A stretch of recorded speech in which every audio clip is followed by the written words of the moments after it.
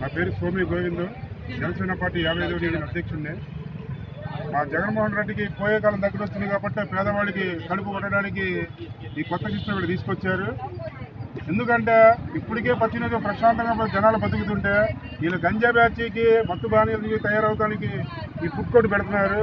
ఇక్కడ పక్కన ఉన్న మనకి ఫంక్షన్లు చేసుకోవడానికి మైనార్టీలు ఉన్న కళ్యాణ మండపానికి కానీ 40 ఏళ్ళ నుండి ఇక్కడ వ్యాపారాలు చేసుకున్న పేదవాడు కడుపు కొట్టడానికి మా దెబ్బకి ఆల్రెడీ ఎల్లంపల్లి పంపించేసాం. ఇప్పుడు ఈ అర్షద్ ఒకటి తయారయ్యాడు. ఈయనకు కూడా 2-3 రోజులు ఈయనకు కూడా వేరే చోట పంపించడానికి కూడా మేము సిద్ధమయ్యాం. ఎందుకంటే పేదవాడు కడుపు కొట్టేవాడు ఎవరైనా సరే పోవాల్సిందే. ఇంకొక మనవి, ఎవరైనా సరే 2 లక్షలు 3 లక్షలు ఇచ్చి ఎవరైనా పాడేవాడు ఎవరైనా ఉంటే కానీ అది మానుకోండి. ఎందుకంటే రానున్నది జనసేన తెలుగుదేశం ప్రభుత్వం. ఖచ్చితంగా పేదవాడికి ఏది మంచి జరిగిందో మేము అదే చేస్తాం. మీరు తర్వాత డబ్బులు ఇచ్చేసి తర్వాత మేము టీవీ చేస్తే మట్టుకి మమ్మల్ని దయచేసి మట్టుకు బాధపడమాకండి. అందరికీ నమస్కారం. దాడి మురళీకృష్ణ, స్టూడెంట్స్ యూనియన్. పాత బస్తీకి చాలా చరిత్ర కలిగిన ఈ పాత బస్తీలోని ఎంతోమంది తోపుడు బళ్ళతోటి వ్యాపారాలు చేసుకుంటూ ఉంటారు. ఎక్కడా లేని విధంగా విజయవాడలోని 10 రూపాయల నుంచి 30 రూపాయల దాకా కడుపు నిండా తినడానికి ఫుడ్ దొరుకుతుంది. అలాంటిది ఇక్కడ 9:30 దాటితే ఎన్నో అసాంఘిక కార్యక్రమాలు జరుగుతుంటాయి. అవన్నీ తగ్గించడానికి ఎంతో పోలీసు వారి సహకారంతో జరుగుతుంది. ఇప్పుడు ఫుడ్ కోర్టు పెట్టి ఇక్కడ ప్రజలకు ఏమని చెప్తున్నారో అర్థం కావట్లేదు. ఇక్కడ ఎలాంటి ఫుడ్ కోర్టు పెట్టడం వల్ల అసాంఘిక కార్యక్రమాలు పెరగడమే కాకుండా ఇక్కడ చాలా మంది చిరు వ్యాపారస్తులు ఉన్నారు. వాళ్ళందరూ ఇక్కడ ఎంతో పేద ప్రజలకి వాళ్ళకి తోచినంత తక్కువ దాంట్లో ఇస్తున్నారు. ఇప్పుడు ఫుడ్ కోర్టు పెట్టడం వల్ల ఇక్కడ ఇబ్బందులు అవుతుంది. మీరు ఫుడ్ కోర్టు పెడితే మాత్రం యువత విద్యార్థి విభాగం ఆధ్వర్యంలో మాత్రం మేము ఇక్కడ ఊరుకోము, ఇక్కడ ఫుడ్ కోర్టు తీసేంత వరకు గట్టిగా పోరాడతామని చెప్పని చెప్తున్నాం.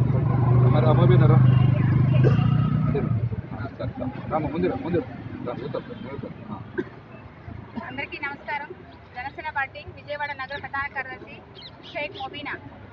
ఆల్రెడీ మొన్న కూడా మేము మీకు బుద్ధి చెప్పడానికి మాట్లాడి మిమ్మల్ని హెచ్చరించాం. మీరు ఎంత దిగజారు రాజకీయాలు చేసినారంటే మళ్ళీ ఫుడ్ కోర్ట్ పెట్టడానికి మీరు ఎంత దిగజారిపోయారంటే, అమ్ముడు పోయిన వ్యక్తులు ఎవరు ఉన్నారంటే కార్పొరేటర్ అర్షద్, అమ్ముడు పోయిన వ్యక్తులు ఎవరు ఉన్నారంటే ముస్లిం సమాజంలో అర్షద్ గారు.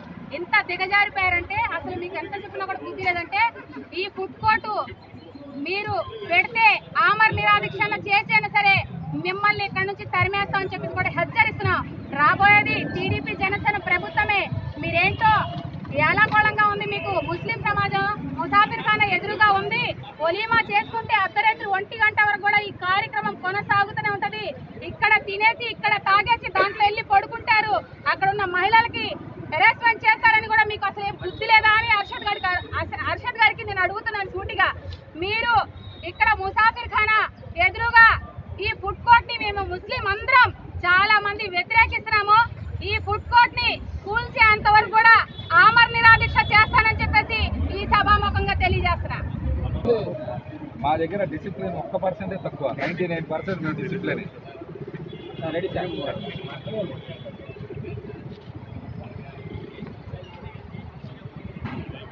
ముసాఫిర్ ఖానా ఎదురుగా ఫుడ్ కోర్టు ఏర్పాటును జనసేన పార్టీతో పాటు స్థానికంగా ఉండేటువంటి అనేక మంది నాయకులు వ్యతిరేకిస్తాం. ఫుడ్ కోర్టు ఏర్పాటు చేయొద్దని చెప్పి అధికారులు కూడా విజ్ఞప్తి చేశాం. మా విజ్ఞప్తిని పరిగణలోకి తీసుకున్నారని మేము భావించాం. ఆ రోజునే చెప్పాం, ఫుడ్ కోర్ట్ ఏర్పాటు చేస్తే కూల్ చేస్తామని చెప్పి కూల్ చేస్తాం ఫుడ్ కోర్ట్ అని చెప్పాం. మరి 2 నెలల నుంచి ఈ పనులన్నీ ఆగినాయి. మరలా 4 రోజుల నుంచి ఫుడ్ కోర్ట్ నిర్మాణానికి పనులు పనిచేస్తున్నారు. మేము ఒకటే ప్రశ్నిస్తూ ఉన్నాం, ముసాఫిర్ ఖానా ఉందే, ముసాఫిర్ ఖానా ఫంక్షన్ చేసుకోవడానికి వచ్చేటువంటి ముస్లిం సోదరీమణులు అందరూ కూడా ఇక్కడ పార్కింగ్ చేసుకుంటారు. ఆ పార్కింగ్కి ఇబ్బందులు వస్తే ముసాఫిర్ ఖానాకు కూడా ఇబ్బంది ఉంటుంది. ఇక్కడ ఫుడ్ కోర్ట్ పెట్టద్దని చెప్పాం. దీంతో పాటుగా ఇక్కడ పెద్ద ఎత్తున పాత బట్టలు అమ్ముకునే వాళ్ళు ఉన్నారు 40-50 సంవత్సరాల నుంచి, వారికి ఇబ్బందులు వస్తాయని చెప్పాం. పురాతనమైనటువంటి ఆటో స్టాండ్ ఉంది, ఇక్కడ 100 మంది ఆటో కార్మికులకి ఇబ్బంది వస్తుంది, ఫుడ్ కోర్ట్ ఏర్పాటు చేయొద్దని చెప్పాం. దీంతో పాటుగా ఈ పరిసర ప్రాంతాల్లో ఉండేటువంటి చిరు వ్యాపారస్తులకి ఎవరైతే ఈ ఫుడ్ స్టాల్స్ ఏర్పాటు చేసుకున్నారో ఇక్కడ చాలా ఉన్నాయి. రైల్వే స్టేషన్ నుంచి తర్వాత చాలా ఇక్కడ హోటల్స్ ఉన్నాయి. పంచాయత్ సెంటర్కి పోతే చిన్న చిన్న టిఫిన్ హోటల్స్ ఉన్నాయి, క్యాంటీన్స్ ఉన్నాయి. గాంధీజీ దగ్గర నెహ్రూ బొమ్మ సెంటర్, రాయల్ హోటల్ సెంటర్, కోమల విలాస్, అలాగే చిట్టినగర్ సెంటర్ వరకు కూడా సాయంత్రం పూట ఏర్పాటు చేసుకునేటువంటి చిరు వ్యాపారస్తులు అందరికీ కూడా ఇబ్బంది వస్తుంది. వందల మంది చిరు వ్యాపారస్తులకి నష్టం కలిగించి కేవలం 14 మందికి మీరు లాభం చేకూరుస్తానంటే మేము ఊరుకునే పని లేదు. ఒక్కొక్క షాప్కి 3 నుంచి 5 లక్షల రూపాయలు వైఎస్ఆర్సీపీ స్థానిక నాయకులకి ఇక్కడ చెల్లిస్తూ ఉన్నామని చాలామంది ఆవేదన వ్యక్తం చేస్తూ ఉన్నారు లైసెన్స్ తీసుకోవడానికి.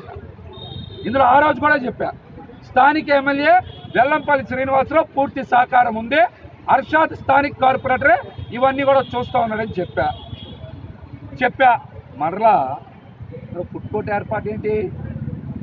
ఫుడ్ కోర్ట్ ఏర్పాటు ఏంటి అంటే రైల్వే స్టేషన్ నుంచి రాత్రిపూట వచ్చే వాళ్ళకి శాంతి భద్రతల సమస్య తలెత్తినా, మహిళలకి ఇబ్బందులు కలుగుతున్నా, ముసాఫిర్ ఖానాకి ఇబ్బంది వచ్చినా, పాత బట్టలు అమ్ముకునే వాళ్ళకి ఇబ్బంది వచ్చినా, ఆటో స్టాండ్కి ఇబ్బందులు వచ్చినా 14 మంది బాగుపడాలి. దాంతోపాటు వెల్లంపల్లి శ్రీనివాసరావు, అర్షాద్ బాగుంటే చాలా. ఇలా వందల మంది బాధపడి కేవలం 14 మంది ఇక్కడ ఫుడ్ స్టాల్స్ ఏర్పాటు చేసుకునే వాళ్ళు వెల్లంపల్లి శ్రీనివాసరావు, అర్షాద్ బాగుంటే చాలా.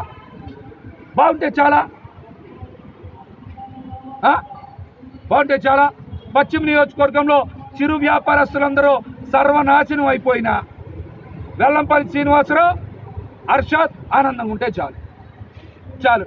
అది కూడా అక్కడే ఫుడ్ బ్రిడ్జ్ ఎన్నో సంవత్సరాలు గంజాయి బ్లేడ్ బ్యాచ్కి ఆవాసంగా మారిపోయింది. అది మరలా గంజాయి బ్లేడ్ బ్యాచ్ని బాగా ప్రోత్సహించడానికి, గంజాయి మత్తు పదార్థాలు బాగా అమ్మడానికే ఈ ఫుడ్ కోర్ట్ ఏర్పాటు చేస్తున్నారని నాకైతే అనిపిస్తుంది. ఫుడ్ కోర్ట్ ముసుగులో గంజాయి అమ్మకాలు జరిగి తీరుతాయి. ఫుడ్ కోర్ట్ ముసుగులో ఈవ్ టీజింగ్ జరుగుతుంది. ఫుడ్ కోర్ట్ ముసుగులో ముసాఫిర్ ఖానాకి ఇబ్బంది వస్తుంది. ఫుడ్ కోర్ట్ ముసుగులో పశ్చిమ నియోజకవర్గంలో చిరు వ్యాపారస్తులకి తీవ్ర అన్యాయం జరుగుతుంది. కాబట్టి ఫుడ్ కోర్ట్ని వ్యతిరేకిస్తూ ఉన్నాం. దీనికి శాంతి భద్రతల సమస్యలు తలెత్తుతాయని కూడా నేను మాట్లాడా. మరి సిఐ గారు కూడా అట్లాంటిది ఏం లేదు, తొందరపడద్దని చెప్పారు ఆ రోజు మాత్రం.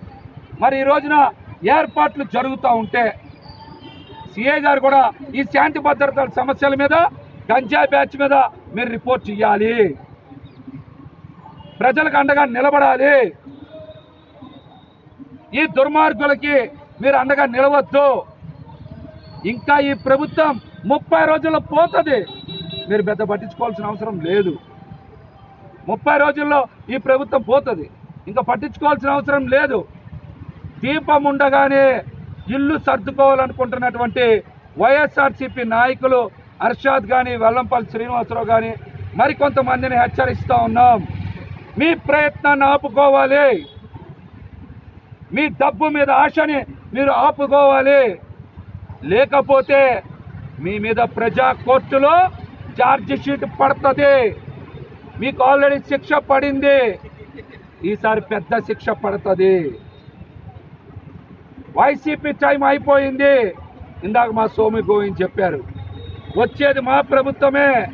ఎట్టి పరిస్థితుల్లో మీరు మొండిగా ఒక 4 రోజులకి ఫుడ్ కోర్ట్ ఏర్పాటు చేసినా అడ్డుకుంటా.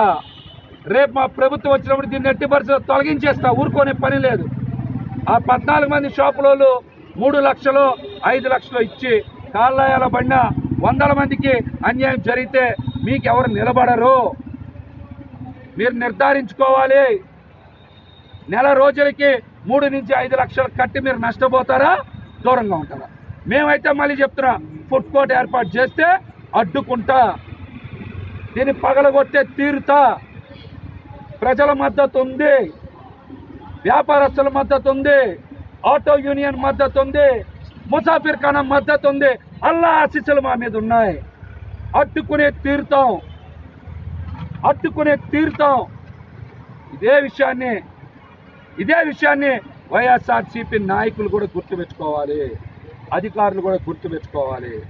తదుపరి పరిణామాలకి మా బాధ్యత లేదు, మా బాధ్యత కాదు. ఫుడ్ కోర్టుని జనసేన పార్టీ వ్యతిరేకిస్తుంది. ఈ ప్రాంతంలో వ్యతిరేకిస్తుంది. దీని మీద అధికారులు కూడా తక్షణమే మీరు మీ నిర్ణయాన్ని వాపసు తీసుకోవాలి, ప్రజలకు అండగా నిలబడాలి, లేకపోతే పెద్ద ఎత్తున ఉద్యమిస్తామని కూడా హెచ్చరిస్తాం. Thank you sir.